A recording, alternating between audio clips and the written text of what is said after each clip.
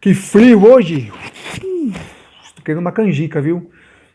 Não sei quando é que você vai ver esse vídeo aqui, mas hoje que eu tô gravando aqui tá frio. Caramba! Tudo bem? Meu nome é Leandro Cantoni, sou professor de inglês. Para quem ainda não me conhece, muito prazer. Bem-vindo aqui no meu canal, nesse meu ambiente. E hoje eu vou falar de um assunto bastante interessante, que é como identificar se um verbo em inglês ele é regular. Quando o aluno começa a estudar inglês, ele começa a avançar um pouco, ele começa a estudar o verbo no passado. E ele percebe que tem dois tipos de verbo, os regulares e os irregulares. E aí dá um desespero no aluno. Porque assim, ó, você pega um verbo regular, vai para o passado, a gente coloca ed no final. E você pega um verbo irregular, sei lá eu como é que você vai conjugar, né? Depende do verbo e tem uma conjugação. Então o aluno fica, meu Deus, teacher, por que não tem só verbo regular? Não sei. Por que não... Quantos verbos irregulares tem? Não sei. É muito verbo irregular? Não sei. Quantos regulares tem? Não sei. Teacher, por que não é tudo regular? Não sei. Como é que eu identifico isso? Como é que eu sei se um verbo é regular ou se um verbo é irregular? Bom, acredito que para você identificar isso, você precisa de um pouco mais de vocabulário para você começar a entender algumas coisas.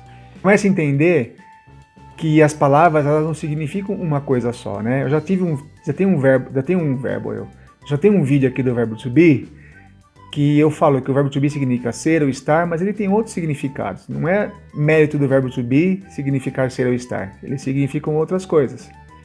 Às vezes uma palavra ela é substantivo, ela é verbo, ela é adjetivo, né?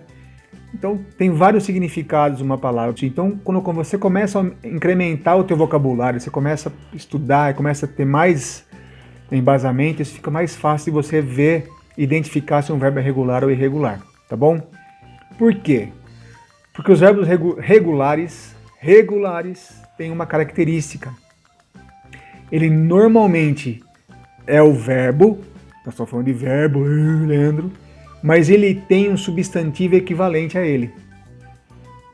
Por exemplo, se eu pegar o verbo to answer, significa responder, ok?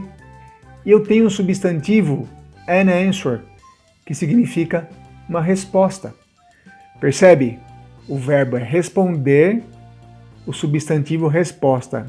Ele é a mesma palavra. Então aí você identifica um verbo regular. Dá certo para todos? Não.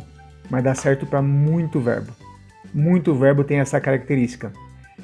Por exemplo, um verbo conhecido pra caramba nosso que é o verbo to work. Work. Trabalhar. Eu tenho um substantivo, work, que é trabalho. Uma obra. Então percebe, eu tenho o verbo e tenho um substantivo com a mesma palavra. Eles são equivalentes. Normalmente dá certo. Por exemplo, eu fiz uma colinha aqui, ó, deixa eu ver aqui, ó. To ask. To ask é o verbo solicitar. Então eu tenho um substantivo ask, que é uma solicitação. To blame, culpar. Substantivo blame, culpa. To brush, escovar. Substantivo brush, escova. Ou seja, esses verbos que eu estou te falando são verbos regulares. To dance, dançar. Eu tenho um substantivo dance, que é dança. To dance é um verbo regular. Percebe? Dance, dance, como verbo e como substantivo. To dream. To dream, ele é um verbo regular e irregular. Quem tiver curiosidade de ir lá no dicionário vai ver que o verbo dream, ele é irregular também. Mas ele é bastante conhecido por ser um verbo regular. To face, encarar. A palavra face, cara. Aqui não fala cara, né? A gente fala rosto no português, né? Face. To film, filmar.